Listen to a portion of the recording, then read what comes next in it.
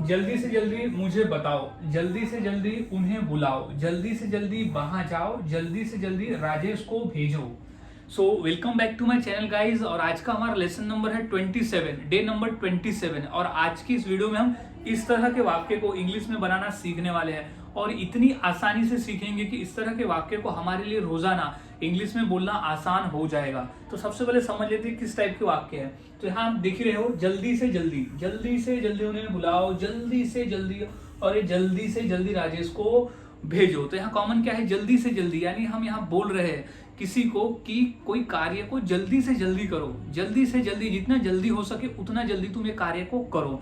तो आज हम ऐसे ही वाक्य को इंग्लिश में बनाना सीखने वाले हैं और इतनी आसानी से सीखेंगे कि इस तरह के वाक्य को हमारे लिए रोजाना इंग्लिश में बोलना आसान हो जाएगा। तो वीडियो के अंत तक बने रहे और समझ ले कि इस तरह के वाक्य को कैसे बनाया जाता है और किस तरह से बोला जाता है। सो गाइस, सबसे पहले हम समझ लेते हैं वो फॉर्मूले को कि वो कौन सा फॉर्मूला है जिसके आधार पर हम इस तरह के वाक्य को इंग्लिश में बनाकर बोल सकते हैं। तो सबसे पहले हम उस फॉर्मूले को अच्छी तरह से समझ लेते हैं। तो फॉर्मूले की शुरुआत होती है सबसे पहले V1। V1 यानी होता है क्रिया का पहला रूप, क्रिया का पहला रूप। अब वो कौन सा क्रिया है जिसे तुम जल्दी से जल्दी करो वो हम बोलेंगे। तो वो क्रिया, सबसे पहले वो क्रिया ही आ जाएगी कि कौन सी क्रिया है, वो सिचुएशन के हिसाब से बदलेगी, लेकिन वो क्रिया ही आएगी कि किस क्रिया को हमें बताना है कि इसे तुम जल्दी से जल्दी करो। अब प्लस ऑब्जेक्ट, बचा हुआ भाग, प्लस ऑब्जेक्ट यानी किस कार्य को जल्दी से जल्दी करो, वो ऑब्जेक्ट यानी कि उससे संबंधित वो वहां ऑब्जेक्ट में आ जाएगा। अब इंपॉर्टेंट है कि एज सुन एज पॉसिबल, यही और इसी का मतलब होता है कि जल्दी से जल्दी, एज सुन एज पॉसिबल हर वाक्य में कॉमन रहेगा, सेम रहेगा। और इसी का मतलब होता है कि जल्दी से जल्दी, जल्दी से जल्दी, इसी का मतलब होता है एज सुन एज पॉसिबल यानी जल्दी से जल्दी।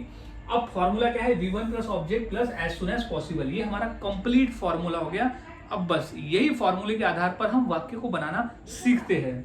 तो पहला वाक्य कि जल्दी से जल्दी उसे बुलाओ, जल्दी से जल्दी उसे बुलाओ। तो सबसे पहले V1 यहाँ क्या है, बुलाओ, बुलाओ V1। बुलाओ को इंग्लिश में हम कॉल कह सकते हैं, इनवाइट कहेंगे। तो अब कॉल कहेंगे तो कॉल, कॉल। अब क्या आएगा, ऑब्जेक्ट यानी उसे, तो कॉल हिम, कॉल हिम। अब जल्दी से जल्दी, तो क्या हुआ, as soon as possible, as soon as possible, as soon as possible यानी जल्दी से जल्दी उसे बुलाओ। तो एज सुन एज पॉसिबल यानी call him as soon as possible. दूसरा वाक्य है जल्दी से जल्दी मुझे बताओ, जल्दी से जल्दी मुझे बताओ। तो बताओ यानी होता है टेल। तो सबसे पहले V1 क्या कहता है, टेल। तो टेल ऑब्जेक्ट यानी मुझे, तो टेल मी, कैसा, as soon as possible, as soon as possible यानी जल्दी से जल्दी मुझे बताओ। तो एज सुन एज पॉसिबल यानी जल्दी से जल्दी मुझे बताओ। तो इस तरह से वाक्य बनाए जाते हैं और बोले जाते हैं। काफी आसान है, बस फॉर्मूले को याद में रखना होता है। तो इस तरह से हम बना सकते हैं। कुछ और वाक्य देख लेते हैं और आसानी से समझने के लिए, क्योंकि जितना वाक्य की प्रैक्टिस हम करते हैं उतना हमारे लिए आसान हो जाता है। अब नेक्स्ट क्वेश्चन है कि जल्दी से जल्दी वहां जाओ, जल्दी से जल्दी वहां जाओ। तो फॉर्मूला क्या कहता है, सबसे पहले V1। तो V1 हमें पहचानना है, वहां जाओ। तो जाओ की इंग्लिश क्या हो जाएगी, गो। सो क्या हो जाएगा, गो। कहाँ, वहां, तो गो देयर, गो देयर। वहां जाओ, सो गो देयर। जल्दी से जल्दी, तो as soon as possible, as soon as possible, as soon as possible यानी जल्दी से जल्दी वहां जाओ। तो go there as soon as possible. तो इस तरह से वाक्य बनते हैं।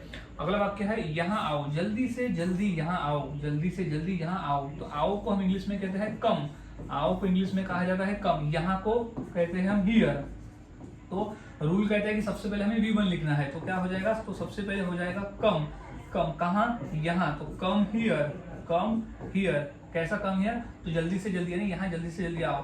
तो हो जाएगा एज सून एज पॉसिबल यानी जल्दी से जल्दी यहाँ आओ।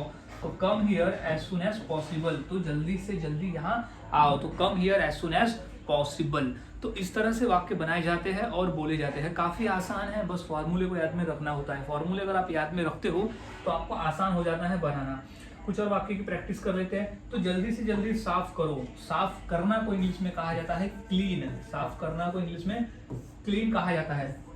तो क्या हो जाएगा, क्लीन यानी साफ करो as soon as possible, as soon as possible यानी जल्दी से जल्दी साफ करो। तो एज सुन एज पॉसिबल, जल्दी से जल्दी साफ करो।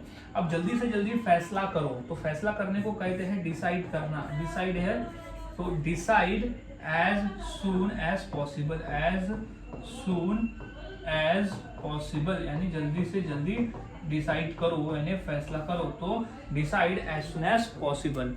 सो गाइज इस तरह से वाक्य बनते हैं और बोले जाते हैं। काफी आसान है, बस फॉर्मूले को याद में रखना होता है। आप फॉर्मूले आप याद में रखते हो तो आप आसानी से ऐसे वाक्य को बनाकर बोल सकते हो, क्योंकि ऐसे वाक्य तो हम डेली के बोलचाल में अपन बोलते ही है। तो अब इसी फॉर्मूले के आधार पर मैं 2 वाक्य देता हूँ। ये 2 वाक्य की इंग्लिश क्या होगी मुझे मेरे कमेंट सेक्शन में जरूर बताएं। जैसे कि जल्दी से जल्दी उसे मनाओ, जल्दी से जल्दी उसे मनाने का काम करो, जल्दी से जल्दी मनाओ।